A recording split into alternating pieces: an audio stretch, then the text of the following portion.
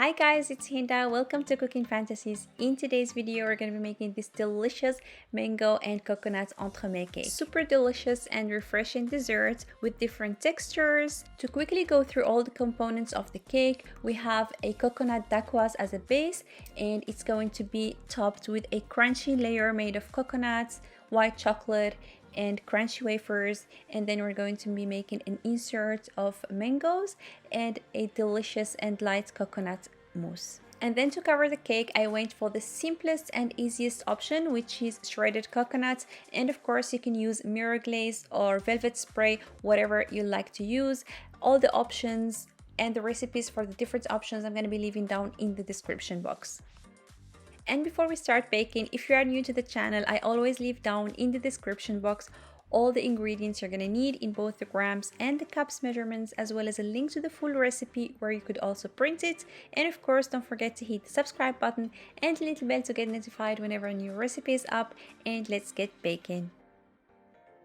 And as in all entremet recipes, we're going to start by making the insert since it needs to freeze.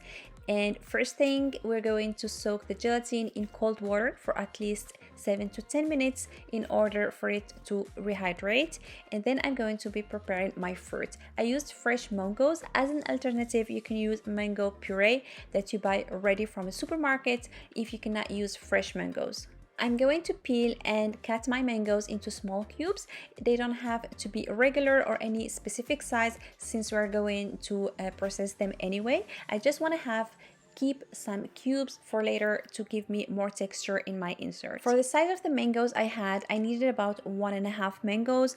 This depends on the size of your fruit, but to have the exact amount, don't forget to check the recipe. And I kept about 2 tablespoons to add later to the insert, as I said, for more texture. And then we're going to process them and make a delicious mango puree. From the mango puree, I'm going to take about the third or the half. It doesn't have to be an exact amount. I'm going to pour it into a saucepan, add my cornstarch, and whisk everything together until it's well incorporated before I bring it onto my stove on a medium to low heat. And always using a whisk or a silicone spatula, you want to continuously whisk and carefully until you start seeing the little small bubbles on your puree. At this point, go ahead, squeeze the gelatin sheets from all the water, add them to the mixture of mango and cornstarch, whisk again to make sure that they are totally melted, then remove it from the heat.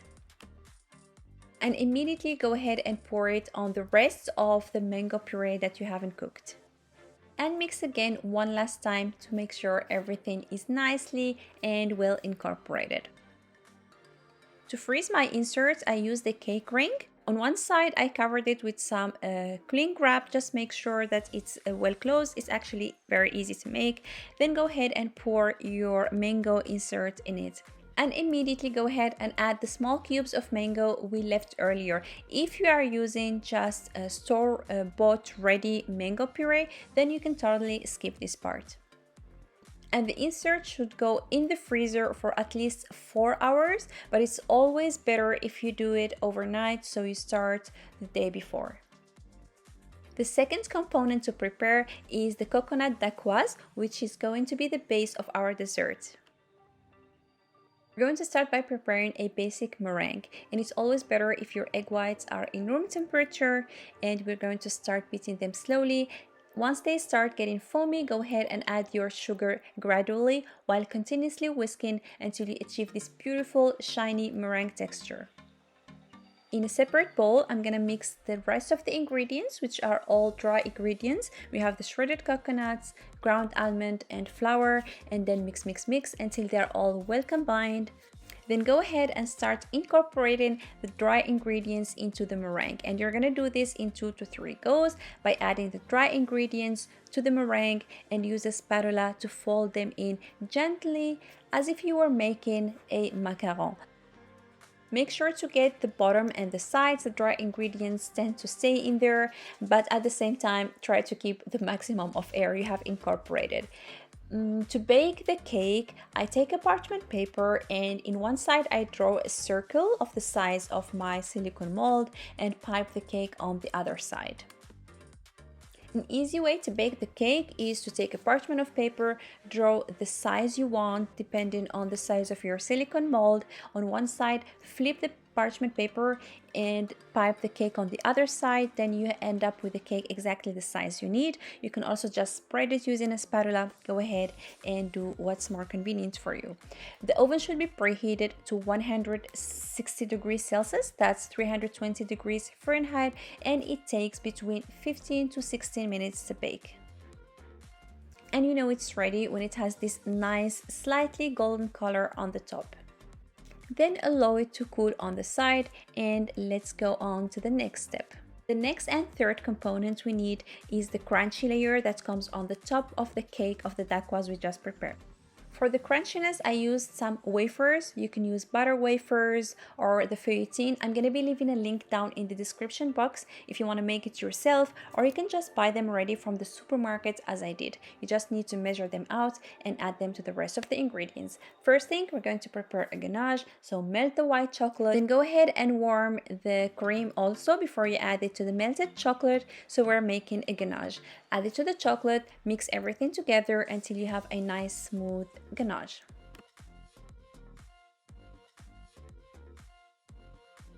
Since I'm using these wafers that I bought ready, I'm going to use just the tips of my fingers to cut them into the smallest pieces. You don't want to ground them totally, you want to have small pieces because this will provide the crunchiness to your layer. Then go ahead and add your shredded coconuts to them and the ganache. And of course you want to mix everything together while the ganache is still runny, or if it had already set, you can still warm it in a microwave until it's runny again. Go ahead and mix everything together, then pour it on top of your dacquoise after it has cooled.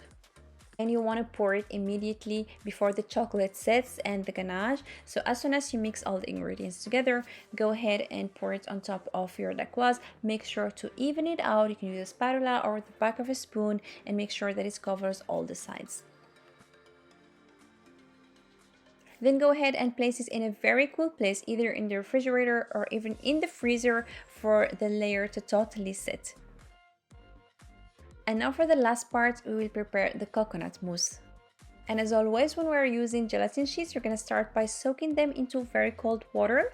As a base for the coconut mousse, we need to prepare a Swiss meringue. For this, you need in a saucepan to add the sugar and the water and to cook them together on a medium heat until you reach about 120 degrees Celsius, that's 248 degrees Fahrenheit.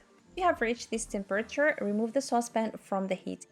In a bowl, start beating the egg whites until they start getting foamy. Once they start getting foamy, go ahead and pour your water with the sugar that are cooked together slowly in one go on the egg whites while you are continuously whisking until you have added all the syrup, and continue whisking again for another 5 minutes to achieve this beautiful, shiny and thick meringue.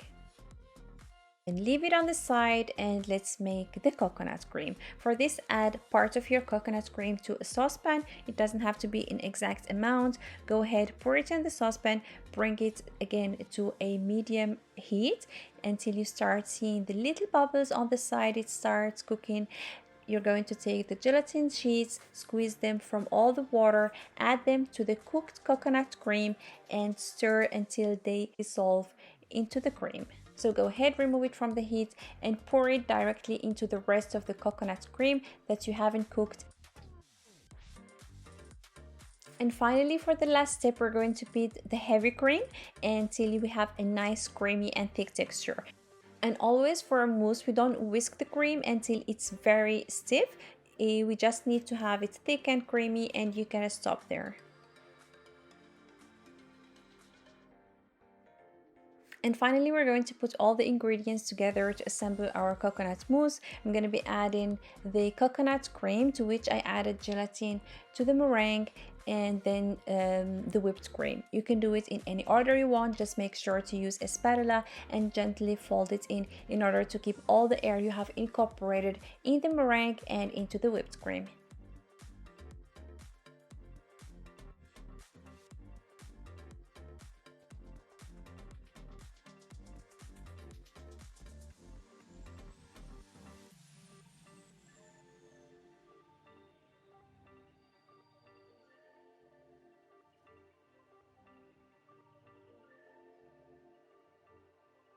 Now that the mousse is ready, it's finally time to assemble the entremet or the dessert.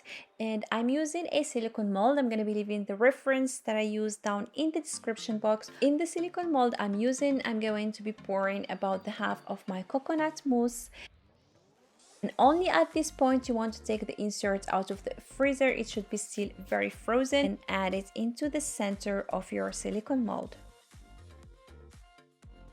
Then go ahead and pour the rest of your coconut cream. Now it's time to add the last layer, which is the Dacquoise coconut cake and the crunchy layer. They have been sitting in their fridge, so my chocolate, my ganache and everything is well sitting. I'm going to be taking the same cake ring or the same size I used for the insert. You can use it slightly bigger. Just go ahead, measure the bottom of the mold you are using and cut a circle that's exactly that size. Go ahead and place it on the top of your entremet, which is going to be the base since we are assembling it upside down. Give it some taps against your working surface to make sure you don't have any air bubbles, that you don't have any empty spaces. Then go ahead and place it immediately in the freezer and allow it to freeze for at least 8 hours. Once the entremet is frozen, you can easily remove it from the silicone molds, whatever mold you're using, as long as it's totally frozen. How to decorate your cake, you have many options. You can use the mirror glaze or a velvet spray, which you buy ready, or as I did, the easiest way to do it is to cover it with some shredded coconuts. If you are using the shredded coconuts, you're gonna have to wait about 1 hour or 1.5 hours, depending on the temperature of your room, for the mousse to start slightly melting in order for the coconut to stick in. If in the other hand you want to decorate your entremet with mirror glaze or velvet spray, they're gonna have to be adding them immediately after unmolding your cake and while it's still frozen. That's very important for the mirror glaze and the velvet spray to stick in. Easy and no fail mirror glaze recipe. I'm gonna be leaving the link down in the description box. Since the cake is frozen, you're gonna have to wait till it slightly thaws before you serve it. Either you can do this in the refrigerator for more hours or in room temperature for about 2 hours. This always depends on how hot or cold this is in your kitchen. I really hope you will be trying out today's recipe. It sounds like a lot of components, but they're actually all of them really easy to make and it's totally worth it.